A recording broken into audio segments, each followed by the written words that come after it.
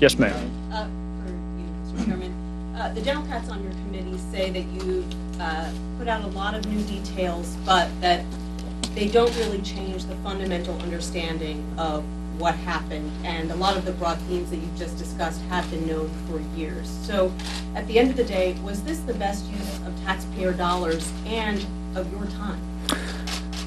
It is difficult for me to begin with where I disagree with the foundation of your question, so let me just start at the end of it. Who says that stuff was new? Nobody has ever reported that nothing was headed to Benghazi. Nobody's ever reported that not a single wheel was turning towards Libya. God knows nobody's ever reported who actually evacuated our folks. You may have reported that Secretary Clinton was headed back to Libya in October, but you didn't have the corroboration of the emails, and you didn't know why she was going back. You didn't know about the $20 million memo. First of all, you didn't know about any of the emails from Ambassador Stevens. You didn't know about any of the emails from Sidney Blumenthal to whomever he was emailing.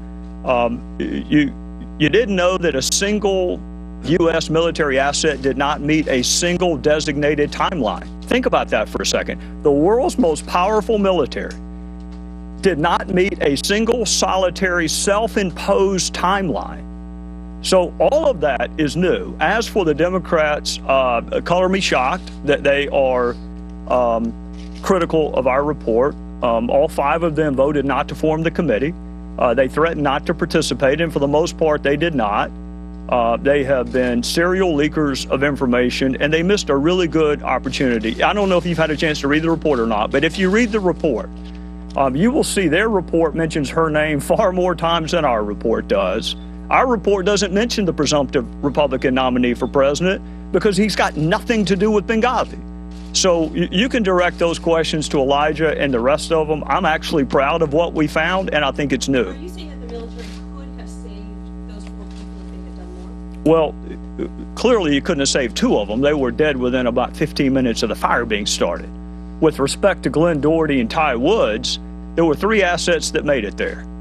The group from Tripoli that deployed itself, an unarmed drone that was elsewhere and positioned over the facility, and then another unarmed drone that let's just say the evidence is split on whether or not it could have been armed in time. It got there before the mortar attack.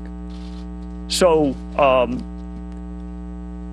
I don't know. I'm not going to make a reckless allegation that Ty Woods and Glenn Doherty's lives could have been saved. What I am going to tell you is if the mortar had happened at 7:15 or 9:15 or 11:15, the result would have been the same. Nothing was ever coming to Benghazi. So I think that's a fundamentally important question to ask. There's an email that sticks out of my mind right now that's a takeout from the Civets, from the White House meeting, which, by the way, if you know about it, nobody reported on it. So to the Democrats' claim that there's no new information, I haven't heard much about this White House meeting until our report was issued. One of the takeouts from that to our White House meeting, in addition to the 5 action items on the video, consider this. The video had been out for a while. It wasn't new. Cairo had happened. Right? Cairo happened before Benghazi.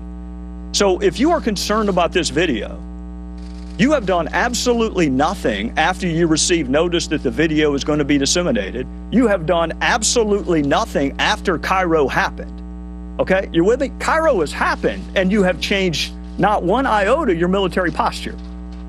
But yet, when the attack in Benghazi happens, which is unconnected with the video, 50% of your action items coming out of a Civets relate to the video. Chairman Gowdy. Yeah.